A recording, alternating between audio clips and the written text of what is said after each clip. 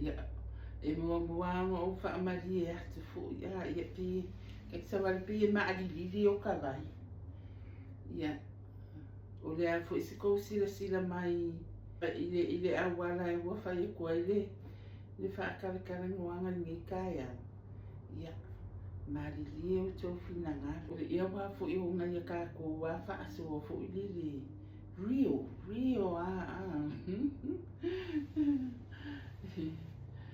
Ia, e se fo i la kāla mai le ngi kai au.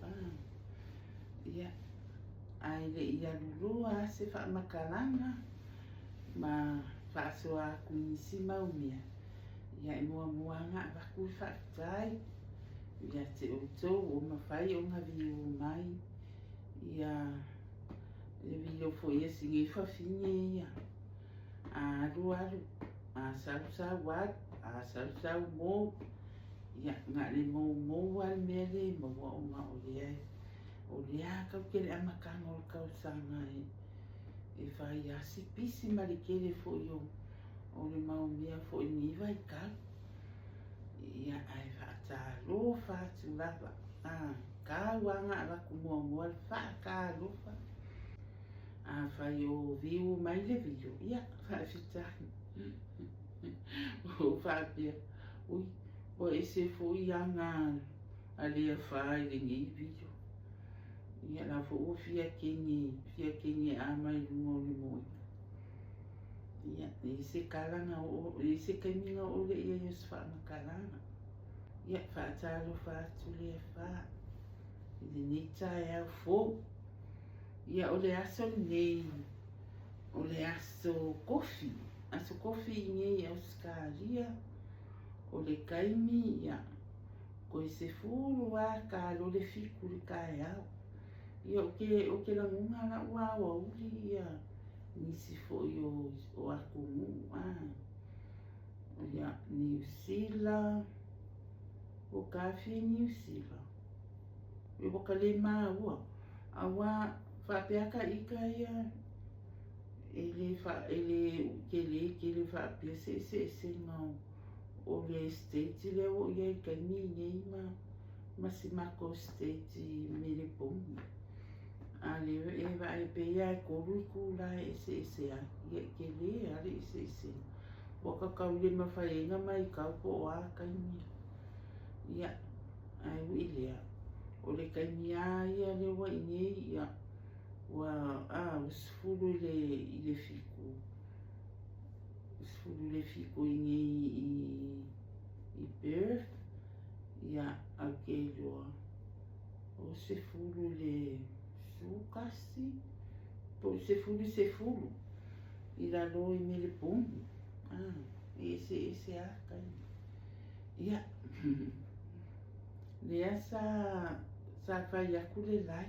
O i le video. O le video muli. O pea o le asko nga i last week. Ia, le whako. O a mawasi ngā wangua ia. O whai aku wasi ngā video. Pawale mea ia. Ia skako video fo i lea ke o whaapea ia.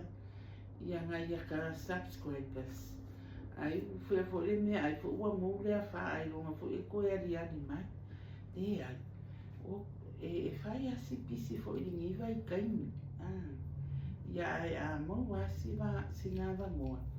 Ia o whai a koe singa video.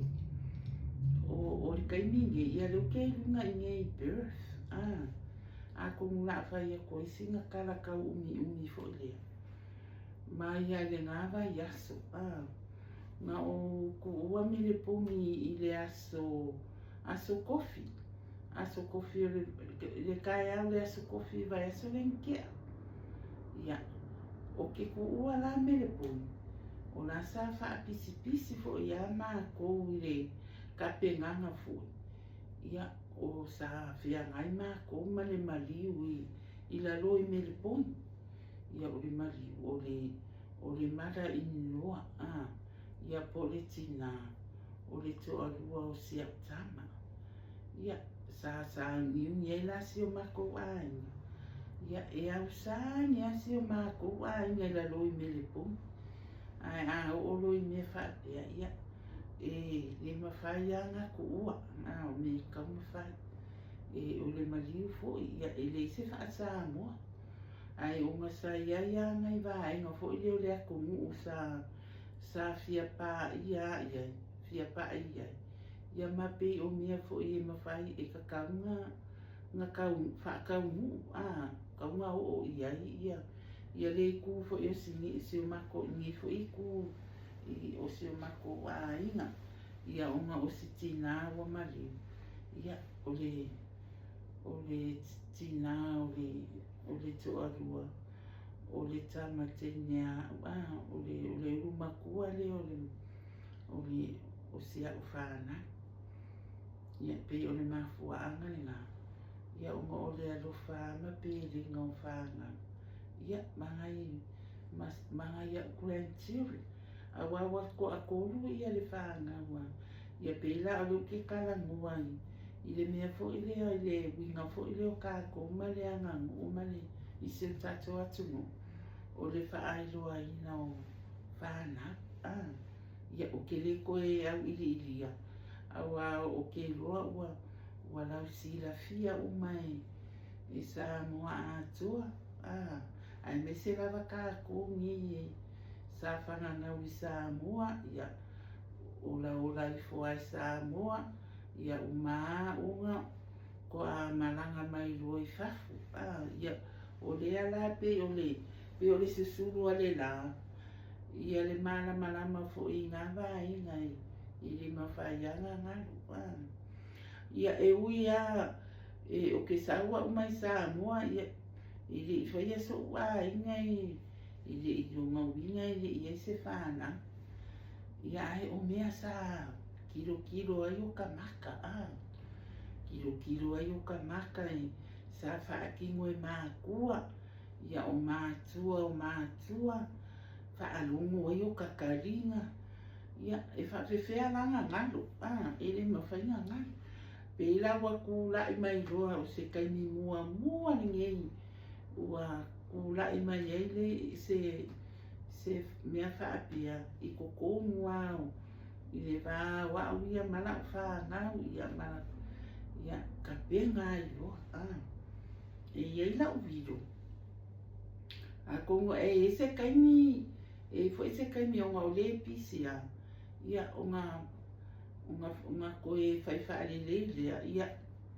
ma kua kui runga se i ko mai moa usala o le asa ururu ua whaamoe roa se o mako aina ia o si ia e wa ue mako i Australia i le mako ia whangau ia ai le ngaka le ngā ia i se o mako i le inga le anau keli ia pe i wa le wa makua i wa whaamakua ia ngai whangau fo ia uso ma tua ngani i mea fo i la e whai pe i la ko langa i mea whaapia ia o le ana sa mako karakara ngoa ma ngai o nises ma ngai o nises fo ia o rako fo ia ua umia fo ia suafa o ainga ia e le koe mangaku whakau waa fo i la pe mangaku maulalo ia ia o le sa mako karakara ngoa i loa o le aso ko o ngā i le anga mai a kungi ia o le a whaaki ngoa i loa mamako ia loa a wala o le anga nu i le whaailoa inga fo i o whanau i le a ingo o lo whea ngai mani mali le a inga la leo le te o lua si au tama ia ma leo wa whai fo i makarakara ngoanga ia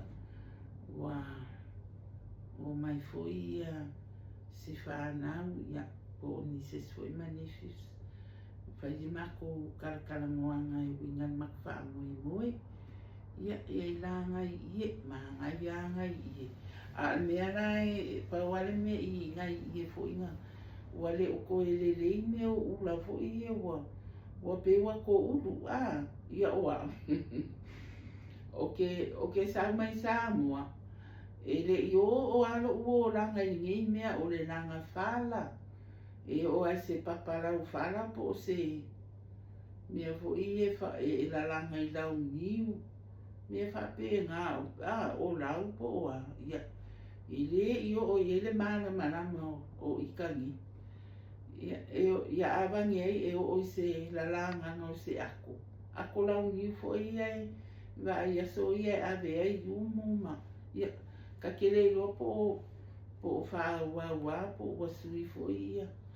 A o ngā vai kangi.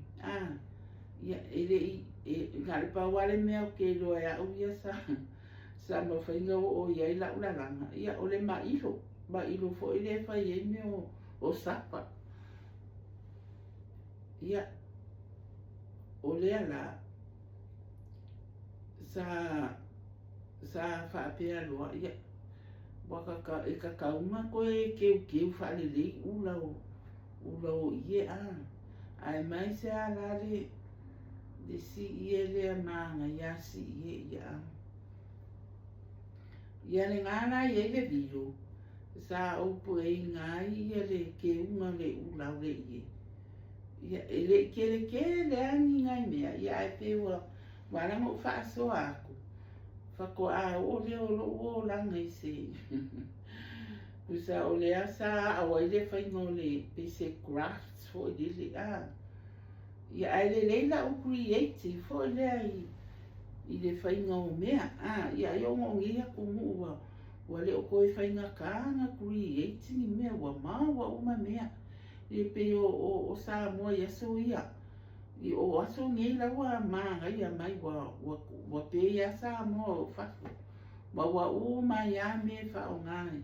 O kulu ese o kulu guns o sticky tape ese sticky tape lua ia side e mawhainga whapipi i side lua ia ua whaingo fie ngai mea uma ia pe o se kara le ngā o kusala o le aso lulu lea sa whai ai sa waru su e mai fulu moa e kau match le lei ma le fulu moa le sa ki e wele ie ai o sa mo fulu moa ia e kau whai asi ese la kiki a e se ilunga rai ke kilo le leia wa e laka ia ngā ilo ai leo le ese ngā o le langu ia ai sa kau ma whai ai ia se whainga inga ia whaapalingi e fo i lele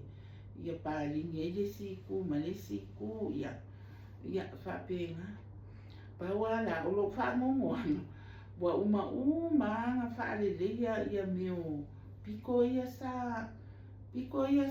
sa ko ulu pe wale maanga ia mai le ula o whaapea lea o ke koe alu e koe au mai se silangu po le piniki po le sama e koe keu mai ei ia wala ula ia po lele kau break ai fo ngane le mu lea pe ako sila ia e peika e le mea na tupu ia o lea la sa whaapea o lea soa ia mo koe usu roa lea e au mai ia e langu la ia e lua o le piniki po le sama e break ai ia i le va ke ingana i le afi ane ngā ia ua longo aku roa wa i sesi o le whanau i le whane mai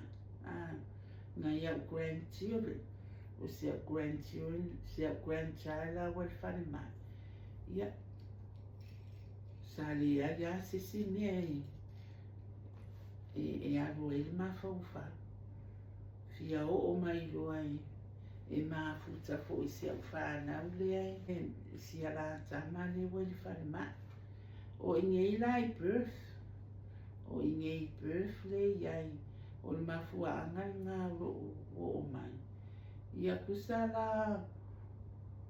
o le aso ingei e a koa i ele vai aso a koa mua le aso ingei vai aso ia whapengi la o wingi ia wa ko o mangisi mea sa kupu ia wale ko akele la ia la lo i Melbourne ia maseo aina ia wa ko ulo ia le wha moe moe lea mo le asko ngai mo le mali ai o malanga mai lua le i le vaa usu a o le asu kofi kusala le wa ko le ia le wa yasu kalunga ngi Perth ia o ngai yasu mua ngo ka ngu mana le asu kofi ia se fa se kare la ka ngu mai ia o le wa puk mai ia o ke ka ngu mai ia vai le ngi o inga o ke loa yesi o nisma se o ne fiwi ia pe ia fōringa mai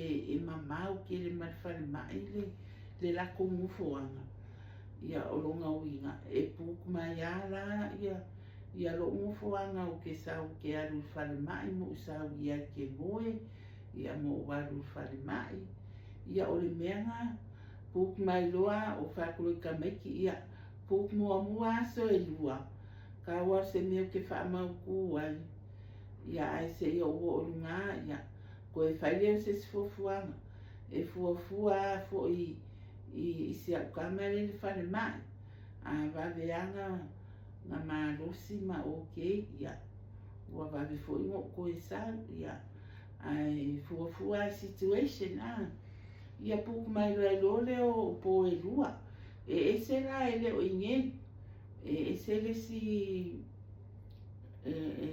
pe kaulaka i le whare mai ia ngā puku mai po e lua ai o ka o mai i whare mai e ia accommodation i koko mua e mawhaionga ave i meo o ngai inga ai mai se ai maa kua o si o nai tamiti e mamai ia mau kua poku o le lounge o le kitchen it's an open space for lea ia o inga la leanga ngo kaungu mai ia wha mau kua i roinga ia ai mau akule kala ele ko mawhainga refund ia le accommodation e wa umanga pe ia e lua po kusa e lua aso ia au ka ika foi o ka fie i o ele wala e mafuka ia masi au whaangau ia ngare sa vali a kua e asi ia se au tama mai ia ko e sau i le poku ia o whapea ia kia ia i pe ia ngā accommodation ia ai o mafuka i o lea la o lea songa fua la ia lea la whako ka mawhai e Yesu e langa o whai si ko akele o mako o le me siri whaafitai i le alii whaafitai le atua ia ua waa ia suinga mahali o se au tama ia o maalosi foi i le tele o vaenga lontino ia a o loo ia le whare mai loo tele foi nisi tonga fitinga o loo mana o mia ia ai whaaruta tele ina ma whaamawhanawhana foi o loo waa ia fo li ngā lofa o le atua ia te ia o le mea foi la ngā le waa makainga ma fau ua kakau roa ia ngā koe fo i le toe ina ma ngisi fo i le whaanga ia ai o kere popole kere le whaanga ua maa kukua le whaanga o la o pepe ua luas furu koru kautanga ia e toru la grandchildren nei la lo o le whana wasia o matua ia toru grandchildren i nei o le whana wasia usan e o le matua o tama o le lona wha ia le ua toru sfuru o tausana ia anga whaapea la o le ko akele la whaangau i ingei ia e whai ngofi a le Joyce ia ua mō mai loa e se le maka ngofi e fo i o ngipi ko o Australia o le fi le mu e pefe o ai o le siti ia ke loa e ke le aku kangakala o ke wa ai i kama i shopping fo i ama ko wikua i kua mai o le city i lo kangaka i o ke wa ai le feo ai kokomo le main city a Perth e se le mana ia e le pisi e le overcrowded fo i le peo me le pungi a komu fo i fa pe ngā prisina sini e so se o ngā mea ka ke drive ai e traffic so se mea ka ke alu i ai e kumu e fiu e suengi ka paka ala ka vai ingi i se le maanga i e fi le mu mea uma a e se fo i le au le le o fo ringa o Perth i laka fo i kilo ia ua e fa au sofia e loka fia ngofo umingi ia alanga i ni mawhai o la fo i e fo i ngai mea ka ua fo i e kakau inga fo i mele pongi ai o le mea sili ma le ka ua maka whawhika iai ia wha soro a kua i ngā manuia si a tama ia o le kalala o ke fia wha makala ia wa e le wha pia vo le masanginga o ni whare karimaro ia ki ele fo ele mau whare karimaro o ngā o iai ia o fo i Samoa whare karimaro o le kele lao isi whare karimaro waka o fo i ai i ngi ai mai se ala ia kumungi e pei e ke sau kakala le ki le whai kokoa usa le la wha makana ako ia la o ori mua i le pō mua i le aso mua ngō usawa i ia o le mea fo la ngā e kakawa i le wā e ngā le i luma le kisi ngā wha malama ma wha makala le lei mea uma a wai le wha pia o ke sta ia ngō mai e ia ke ste fo e fo mai i o mai foi e se fo i whainga o la kou whali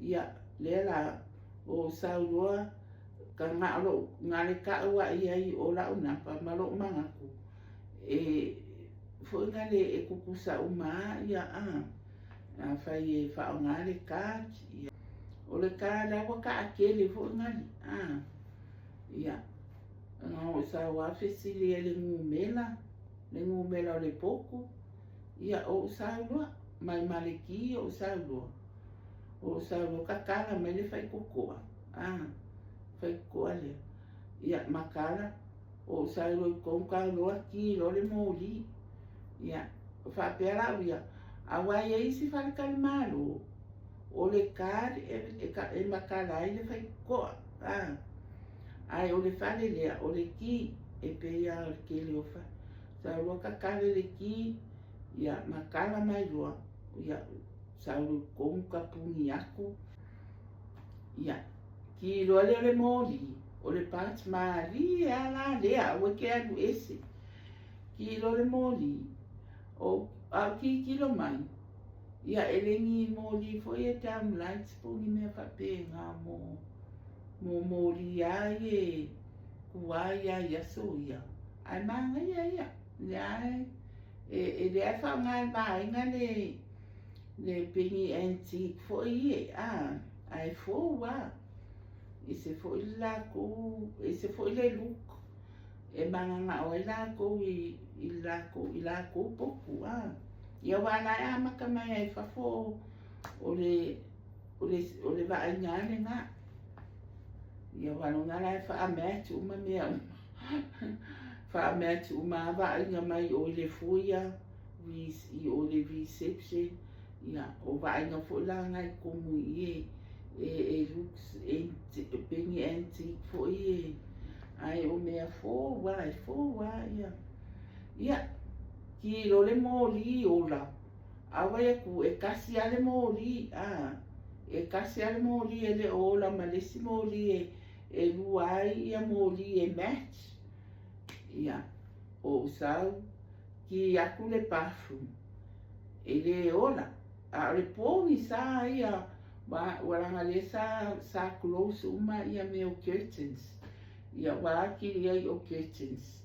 E mea tā marango o furniture si e kokomu. E lua la, e sele curtain mafia fia le piko le whamalama. E sele curtain pe se leisi le kua mai. Ia, o saurofa pia e si le koso o curtains. E le pungi safa fo lae, po kai minga la kare fiku le wo ka mai i. E le pungi sa o lae mara mafa fo a.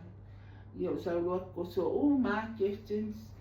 Sau, ki aku, le ola TV, le ola se palaka wa uma me palaka e le ola, palaka ki poki e le ola, palaka ia lau hea dryer e le ola, lau hea straightener e le ola. Ua e kufio e suele mea e whaaula i le TV, ma kua i pē kua pē a le TV ia.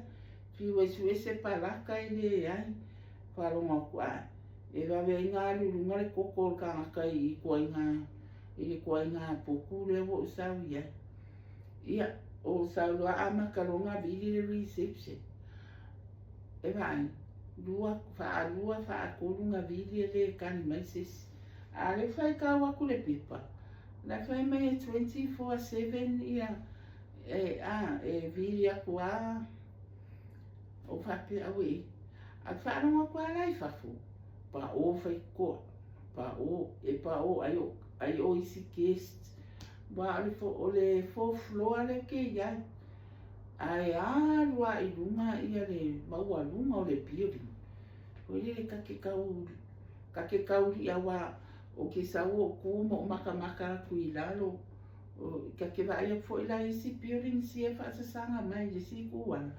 O e whai mea mai lunga, whapea fiolai e se me kupu, pe ia o ka mawhau whau le 9/11 fo i lea ninga kupu ele, o ke loa ama fuli mai pe salalau mai building si i le siku, loa winga eki e lunga i le building lea, oka, ia, oke, pe uma la lo i mele ponge e ke lewa ai ni hotels whapia.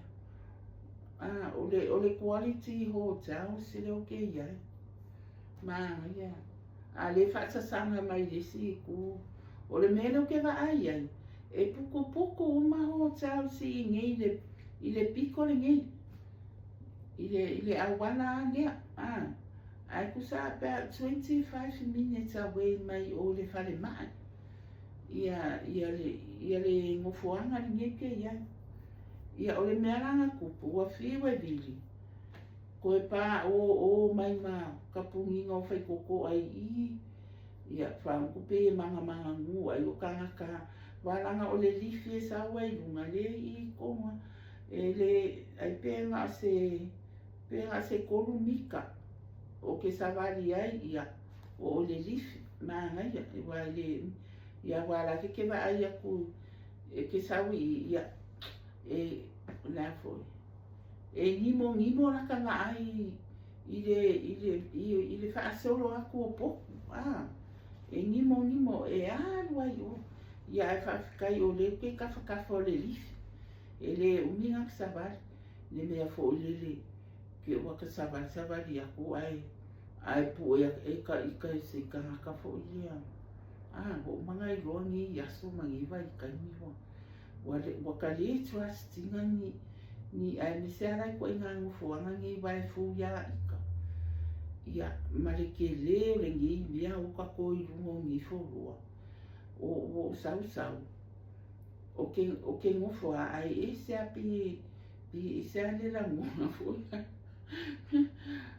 o nganga awa pe fio lai ai ese me kupu i kokomo ringi puku pe la ese entrance pe la ese exit fo ngane e mawhai nga saule kangaka kakala mai whai ko o kangaka nge vai kani o makua i kelele stio li le mea pe o li kakala no whai koko au whale o kakala no whai koko au ka avali ka ngofongofa le maka mafaufau ane au ke ngofongofa male kasi le moli e ola ai pela fo langi moli fo e a ola e makua i susulu a le ai pe e tim fo ngale longa mubu a ia alela e kasi ai le lo ia ngaka ngofongofa le o ka ngo kuila o telefoni ba o ka ngo kuila o telefoni e nga le sifuru fa pa sengi na kokoi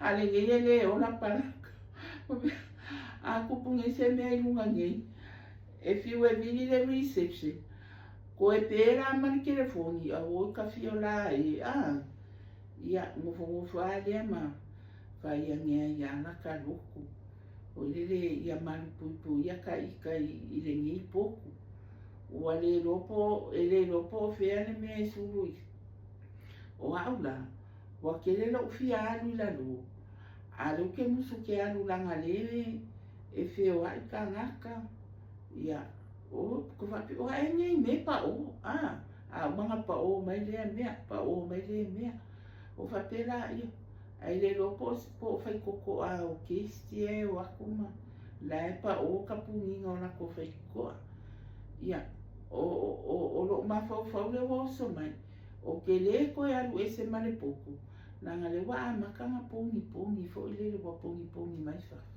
ma pisa mai pe e manga ngufo nge ke wo so aku i fa fo i lo mai ya weses ai kilo mai fa pe o i ma ko fa fini o ai nga o ia nga ke ile wo o ai ni la mo nga fo i nga le ia wa le e ke le a me ma fo wa ka o le sawe ngā oi, whapea ai o ka sau mangifia se la wafe.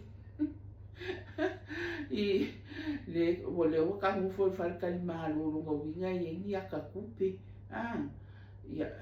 Ai le roa, o le ai kupe ai le kele. O kupe ai lava ai, e lava i ala ka ika whaasua i mea le ngaka sau ai.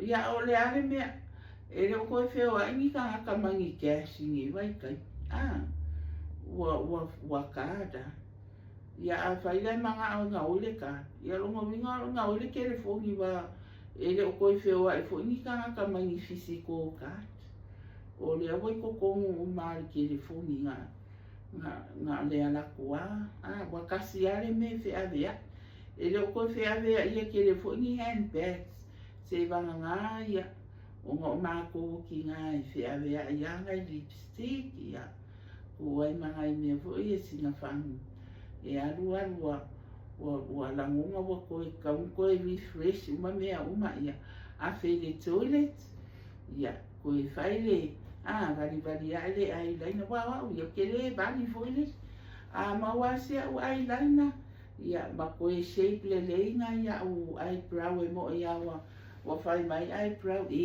po au oi lainga wa e matua ia ai fai ia i fa pe nga o ko la ki lo fa o nga mo ke lo foi mo ke lo foi u le ai laina ma le eyebrow fo nga le peni ia ma le lipstick ia e sa o la io se o koe ina aso ai o la i kira i se o whanga e kau umanga ka penga oi ai mai se a le o le lo ka penga umangi ka me ki wai ko fiku ia ai whaamuri ai ki a ia o nga ka ki ana mai fo le kai au mua o ka adu le umuku kai kope mea ai a wari ko o ngai ai le whianga mai ia le inga a kua lawa levanga ka pake ko solo le umuku kai o ke loa o le ai wha wai nisi tina ai ko ke le sila fia fo ke le o koe whaia wa lava fo wa lawa mako kua ka me ke o i fo e whaia la ko le nganga luenga se i whai fo i ka ko malo runga ai wai ke ni ngā laiti ia pe ka a whai o mako loko e a maka leiva ia e ka le lima ua le manga ka ala. E whai le mea ai, whai le ko o ngai ka penga le lei, ko ua mai le loko ia, e insioi whaakasi ma si whanau, ma si toe ina le ko o ngai wa, paunga se aso e makua i whai le lei, ia le mea ai ia, ia, a whai lai whi ala mai roa pe uma roa ko o ngai ia a maka roanga sa ungi a kuka meki. Kasi, rua, koru, wha, lima, ongo, fiku. Ka penga. Whanamana. Me foi la ngai le lei vai. E ka penga umarama lava le afiafi. Le afiafi la sko o ngai. Ia, ku whaavasenga uma ia. A whiala mai ia. Wairua me whai. Ia bathroom. Mai roa whai le breakfast, ia, wha makaroanga, wha moru le ofo ka mai kikima, ia, pe o le singa luenga kele o le whai ngā uru, o wai ese le umi o lauru i ngā vai kaini, ke niki, e kau whai umi uru, ia whako a kau maua se susoani, i ngā ua makukua, ia le au vaenga, ia uko alua, wa ma whai ngā susoani, e whai a la ko uru, pe so ani le fai ngā uro le si la au la ia whai kua i fōi i le lopo la le mea o e la ukala ngoa i i le avaenga a kongora e mga kua mai e sesi ia a le la koe wha koe riwani fo le ngale i kua i la uka ungu mai la le poko ia ko ke sila fia oko o lo muso pia o ke le manga au e koe wale o ke loa i le kaini mo usau e le lifi mo usau le pofu. Le ai masesi mo wa ai ai. Le ai masesi. O fia la o le ai masesi. Nga ala loa le reception. Le ai masesi.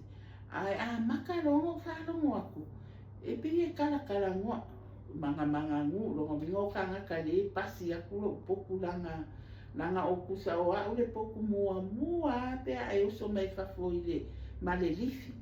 Ia longa minga le o whaapea ia kangaka o mai. Ia le o leo la ngā leo ke whaanongo. Ia mare pa o whapea o ke le maa o ke alu whafo. I loa mai au e sesi. I loa ai o a ule ke i poku lea.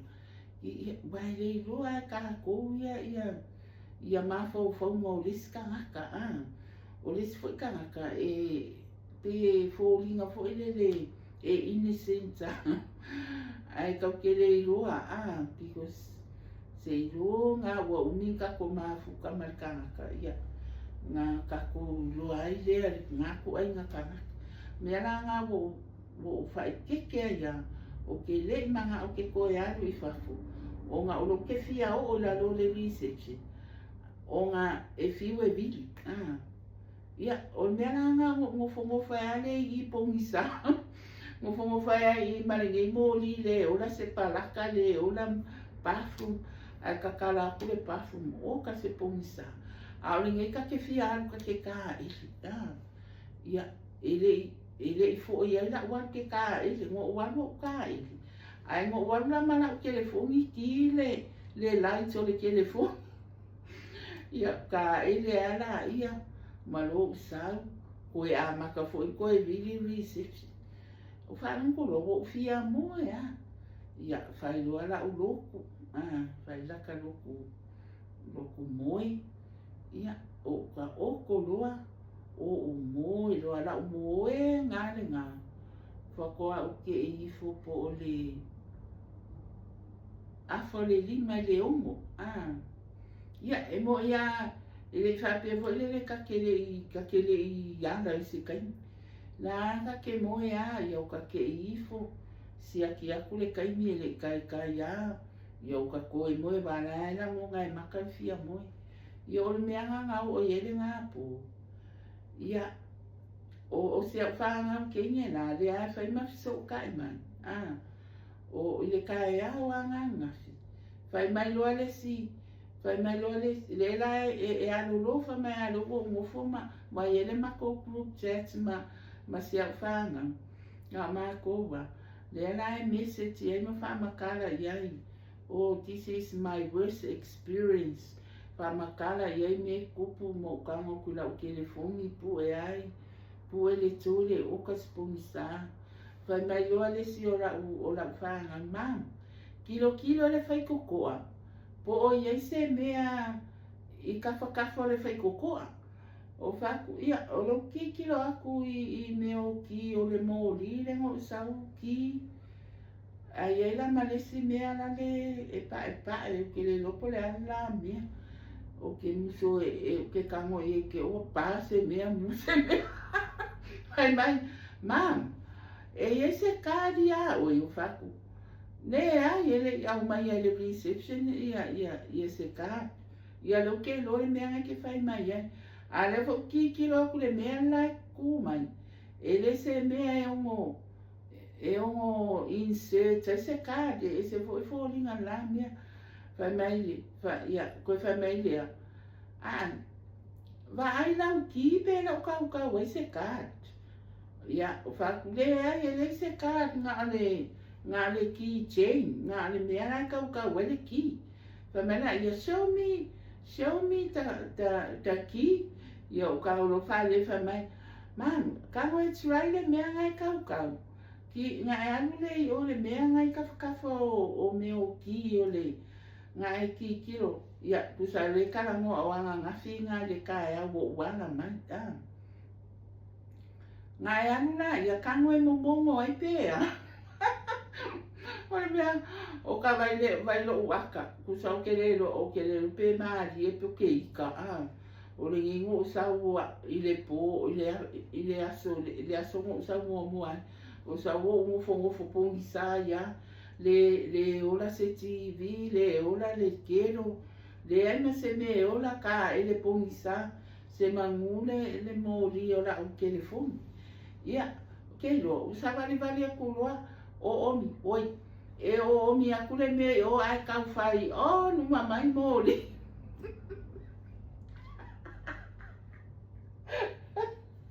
Awai la uaka.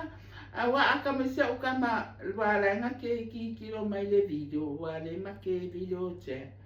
O ki kilo mai nga I na ko mo le mea ai ba ai mo ko ai ro mai o fōringa. Wa malama akua. Wa a kasi kengi. O whakui e ka whewhe ia a mea. Baka le lope nga whaamaka, le ai longa, ele ai ele I whaamakala mai. Ia, o whai aku, o iso. Le ala waola ia mōri, ai palaka aku telefoni. Le uwai aku koe lua, wango moe o kwa mo kwa kape ale telefoni, e sefe ia ngai pasengi na ngai e pe fiku ia. E se fe awala le lo so wala Amerika e aunga. Nge ke o manga mia wa ke lo le po ia la o mo e kanga kai a vili mai foi se si ia la e o le o moi an. Ai pe manga o mia na ka e ave so ai. So ka ia ko se au fa nga le fa mai. Ia ma se au fa nga le fa ka ni mai si mako ai. Ia, o sawa, ai palaka kula kipo ke le ona, palaka kule a uli e le ola lava, palaka kule ia la u telefoni e le ola lava, ko e luangi pasengi e ala kokoe, ia o ingana, o walu loi la lo le reception, o inga muanga o walu e fai e palaka, a wau ke fia le poku. O le awo fia pe o nganga kai le kai ni le po mua le ngau sawa. Ai o wana Amerika ia everything was okay. E le aia se mea po le nga se le po ia e po le se mea. O le sa fa ia le luku ia mo ia le pui a ka koe tatu tamai le langi I so se mea kau ke ia ia pe waku e luka fa kukuanga. Wa ngal pa wale ngale sulu fa inga pe a o mai ia mawhatianga malangunga fefe ia e pe ia nga o ia wai mawhainga ki ke e aku ia ni whiri mani ki a polo o lo o fou fou e whaia ni winga fo e whaale lei ia o walu lo ila lo la kulo o whai sikeni wha makala e le mea le ngā kupu wha mai sikeni ui oh I'm so sorry. Didn't I explain to you about ole kengi ale a rengo kau mai? Didn't I explain? I don't think so. Ai o luma i lunga le reception i lunga le lako cancer. Lai ku wai le masingi lea. Le ku wai le mea lea. E whaasingo ai i le guest le whainga o le kipe a insa mai le puku. A longa winga ua misi isi kenye ile awaenga le ona wha makana mai ma wha asingo mai le whainga o le ki a pea kau mai le po o la ia la kowi duma a la kule kesti a wha asingo i le whainga sa foi le kesti a whai i a longa winga ua misi le awaenga o whai le iei o le lawa okay umalites a o le o ola ia palaka o le whale palaka wa uma palaka ngo walu whapea ai ola ai pe le anga le keto pe ia po o le mea la o hea straightnai ai ke uma ngo walu test uma palaka ia ngo wa i kongu i le ia ma se mea uma whainga ola ia whai mai los ke ni wali le kesa o le ala avidi le electrician e fix mai le lopo se fuse ui o ke o mai i le poko pala kakula o ke le fu ua ola ke le fu ua ola le mele charger o ke le fu la ua ola palaka ia palaka aku ki poki ua ola foi mai ki poki ia o se tala atu le nai lo po mua ia le ala walu lo le o sa ungi lo ngafi ia walu lo o fan mai ia ka ngo mai fo i maria la ia o le wale ngo fa pea o lo nginga o ke upa po ke ale taxi o la ngai e le ma fai mo sa vali e fai si mamau pe uma po between 28 minutes to 25 minutes esa le mamau ia whapea o ia e pas o e upa pe taxi ai ke o la kui i la lu ai family ke nye la lu le receptionist o mo fai la i fia vidi sa taxi ai ke o fai mai e fe ke anu e ke fia lu fai mai vai o le pa stop ngai lu mai i lu mai i le hotel e ala ku ale pasi alu sa o ale fai mai e ngā le kālale e only $1 ai a wano ngawinga o le taxi whaku ia ai no wa ngō sau mai o le malai wa alele le taxi whare mai iwa sfuru o ngō kāla le ala ke fika e laka mama o ane melo ke ngō fwai mai i le whare mai ia o nga about 25, 28 o le ala ke kau o la usau mai o le airport i le whare mai e 36 minutes o la ulaku i le hotel i o le whare mai pe about 26, 28 minutes e ngā wingai laka pa o le awo kangoa o fika po le $40 fast food ka la i o fika pe lai tipa le upa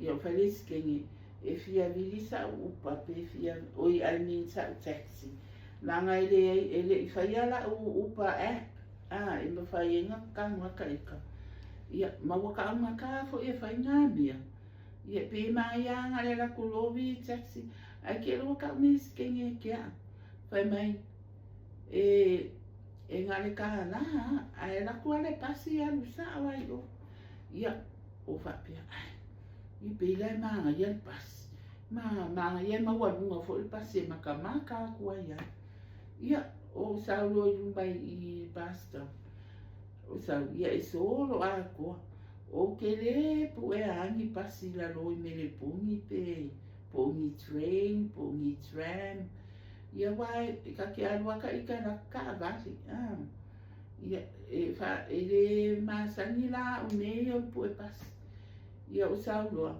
au kila wai ia time te po e fa pipi ia la loi ka inga i le pasto e ka ke fiu e fai kau e solo a ko e lo ka mafau fa pia e va vea le fesili o fesili lo si kenye le ai fai mai oi ia ka o mai lo le pasi le e sau lo le pasi o oso ai lo alua le pasi o fa pia se e po sa le ngai pasi o ke alua nga ko e kua le si pasto o sa lo i male ave pasi o fesili o faku o ke fialu fale mai po le pasi komule alu fale mai ai fai mai ia le ave pasi oi le ai e sera le pasi e kaulanga e alu pasto la le fa singo mai le pasto e pu e le pasi e ale nga ngofo ai pe i le pasi lia e le ala alu e ko e lua pasto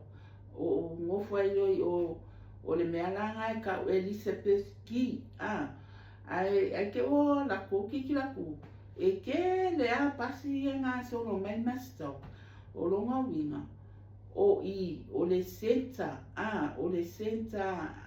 fale pasi ia o ke va ia ko e pu e fo i matrain longa winga o ke fa kusanga la i pe ia o le station la e o Flinders Street e ka o mai ai train au i la o pasi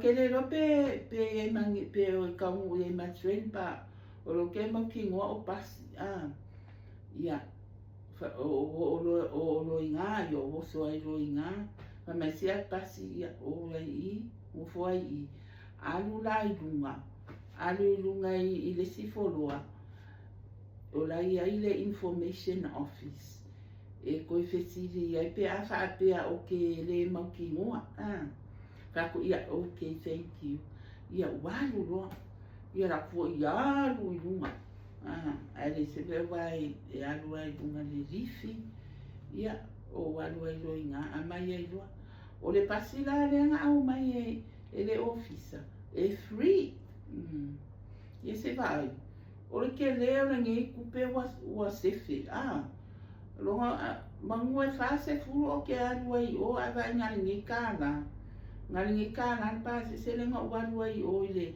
Elizabeth ki me le ka o mai pas ai free le pasi le ala walu ai lo fale ma ia pela nga fa kupo e fa pia o le ma ia ke pasi ia wa pasi pe a se fulu lua ia nga ka le fe wa ia pasi ia wal fo ele o fale mais pe na lo waso a ko mas se fa nga ia uma fo ele wala kala ka wo ke ele lima ia ko isa fo ele fale mai ia ko o so fo ele mo espaço o la ke si mo e sa wale pasi ia fesili ai o le pasi le ka wala ia le a wala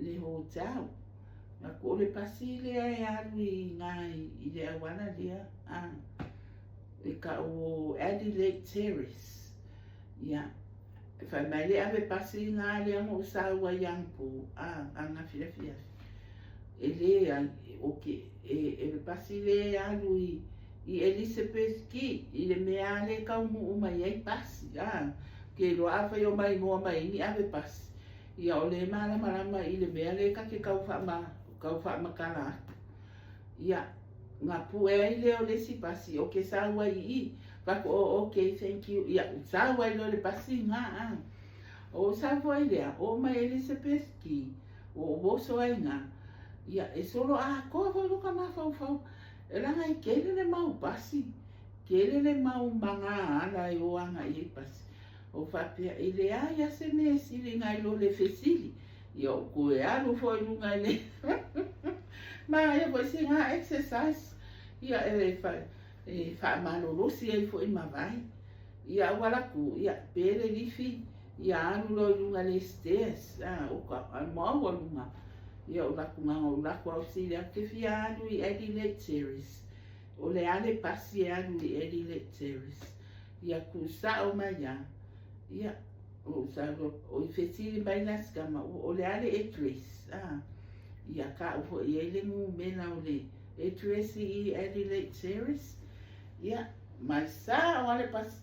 Nganga o ka ungu i fua i nalo ai se solo mai male pasi. Wai rana pasi every 5 minutes. E rana i pasi. Manga ia. O whapea, mai maupeanga o na lo. Mai maupeanga whapea me li pongi. I le lopo rani mea la manga o mia. Nye me o ka avali. We whaifo nye me o ka avali. O le manga ia i o le oso i kongu, oso i fafo, oso i kongu, oso i fafo. Ai ale anga mai nye lo le ka avali o ka. Kasi ngā mea ese le kaumaka ia mako. O bau kaumaka. O le registration, kaumaka. O le ia maintenance uma le ka avale o afi o mea o ka le kaumaka.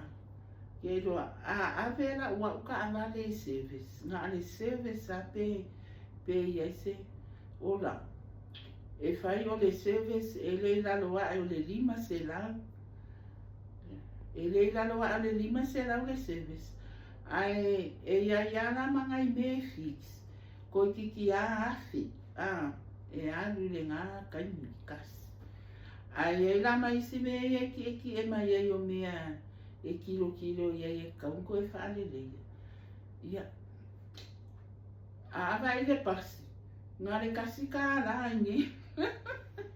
Maanga e sao Ia. O le fo ina ko i kiki, le wo wala mai nei tai au. Ia, maanga ia i o kai au. Ai pe wa sa wasi fa anga ka fo ngale wa e kaunta po la ka ika ngofo fa pe i. Ia o le TV la le o la mai. Ia ua ola o maati device ma ile ola o telefoni. Ai wo fa pe ia. Fa o ngā ia ni kaimi. Waranga o lele i kai fo i ar kai au. Pa ngu sa unga i lole o kia lui whare mai se au whanga. Whanga ia nei tai me whai e koe sinka kōwiro. Ia se i update ako fo i o ko. Po o ai o fia whaalongolongo mai i a ua o store. Ia, ma whai o ako ai fo ia e whai si mau e se o mele o ke ia. E laka aku le sao mai mele pongi i le ma e aru New Zealand. I lo le sao mai me le pongi i ingei. E fani, Sa sili ai ngā ave a loa New Zealand ma le si state o Australia. A wa o le si state le ngei o Australia o Perth. Ai, ko kiki a lima i kula. E sa wai mai me le pongi i ngei i Perth. A New Zealand, I think it's 3.5 hours. Yeah, just under 4 hours. Se vai ai le ese. A lea, ama ia loa ai o loa ese si vai kaimi ia. Kilo loa. E ku whaakase loa New Zealand ma Australia ai. Ia a ko mui. Siria kuai. Nga mawhai, a kongo mawhai ai loa lea. Nga o mai sa, o aka mai sa mua i Euskaria. Le koe kiringi ngai o inga o ni visa. A wai whai ngā kāfo i o whai ngā o visa sa mua i ai. E o mai ai Euskaria. Ia, Euskako vira ngā nge kai au ke le fo isi. Mau ori e fia whaasoa. Ia. Ai whikawi a ma lea lau sa ungi loa o ke koe alu e pue lau pasi. Ai se fe ia wa fia ele au ave taxi. O ke le ala ko kupe a lele kai ka la le pasi se. Ka la alu o ka la sal. Ia longa winga lau pasi se a kua nga fia lua inga. e kolu kala o ye e fia ia kolu kala wa langa lenga free lea langa le pasilenga o sa wai male fale mai i Elizabeth ki e kala e le free langa e se mai nga unga le pasinga ia ia le ngā kāna ia ai o sa o ringa ngi kaya me ko ngale ka ole ori fai kala na e ngofo ai ngol nga pe alo ke kala ngoa ku ia ke oi pe ale ka fa sanga i ma kala ngoa ku ia ke oi ia fa malulu atu foi pe a fai wale o tu sai le sila mai foi male mai mo mai ila ngofo aku ma fai aku la fa sua pe a fai ele o kala fianga ia male sila foi ia seisi because ese a foi ia ma fau ese foi tangata malato foi tilo polis mai mo aku male sila aku ia ese foi le la ko ma fau ma se la ngonga i winga fo yo kangaka e fai mai le video ia pe live pe ia ai o si aka ika ia video ia o se fast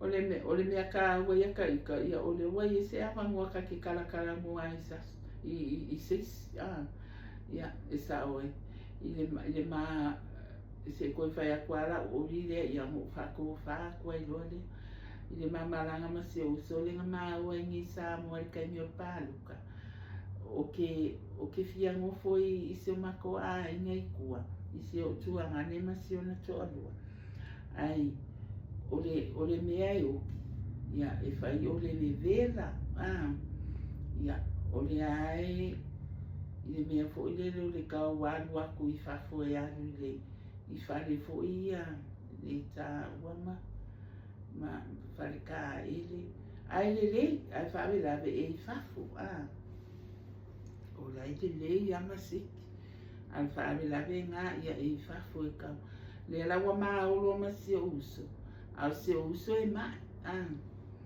ko e foi e ni se o ko nga mai mo aku ai fo i ngai video o le nga foi malanga i sa mo ia o ke fai ana o aula e ia o ke alu ai o Charles po ke alu i fale kalimalo ia kako e pe luani ngai po kua ia o sola mai se o Charles e fa malu le ai makamo le ai le malu le ia mal pui ngai ke ua mai ia ale mamao ia Oscar ia e ka ke fia suru mai ai ni i mea la elo ka ai ia akalu lai Samoa e ka ke whae keke ia o lea la o la umalanga lea ngā rua kua i lua ma se uso le o ke alo whana i ai langa e mai se uso o le mea wala inga whae aku la ukala o la ukala inga whae aku o ke fia suru a ui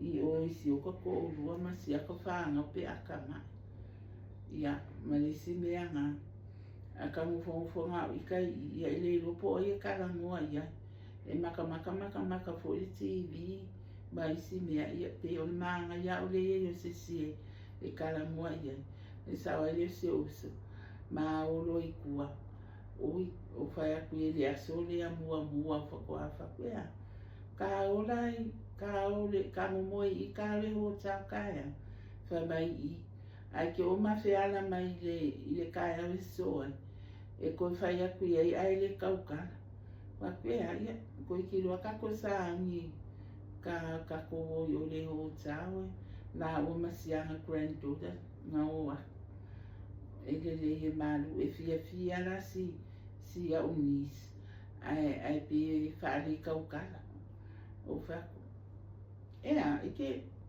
ka o yo ele ia mai ke kau le alu i whafoi ia ru whako o e kau savali o ai whame ma ngai ale mo foi whako ui ia e mo fola I ka ke alo fa ku lo ka ia ku o I la lo I si ke pu e ko ka la ku I fa fu I o a fe me fia mo fa wi o le e ka nga ka na mo ye o nga fa le pa ku a le ia ke mo ka na mo pa me ke fia mo fa ka I e fia kala ai wa fo I le fa ko a o I sa mo ka ru mai wa nga ro le ka sa nga e fia kala mo a ia masio nga ku nga ni masio ko rua ia wa mo ia ke a ia o ke le ama ke kala mo a I mo telefoni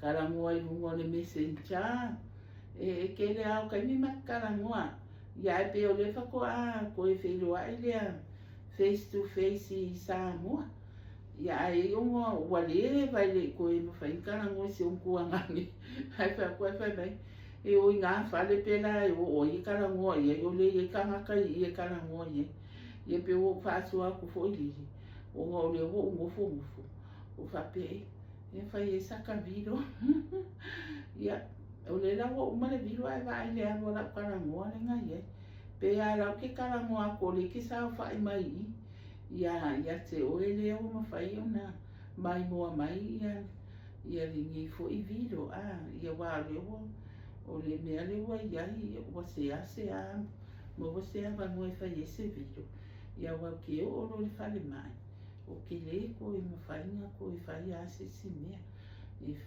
ane ma fuka ma se fa nga ia o se vídeo nga mo ni ia so ia o le a foi se upu wasasi ia po o se u tala wa le tauta mali I le fa funga mai ia ave fale o to fina ngalo ia fa ma ngalo mai ia le fa ia tapua I mai mo le fa ma tatalo mai fu ia o ia I le ni ku o skali ia ai me se ia o se fa na o fia ngai mama I o le tino ia o se tatou orina o ke lua no se va mo ka e au fo I nge ia le poku le ni ia wa fa ia ko e fo I singa update ia ale ia o ka ko fe loa I la lo I me le pongi awa o lea o ko sa uni o ke ko e fo ia ka e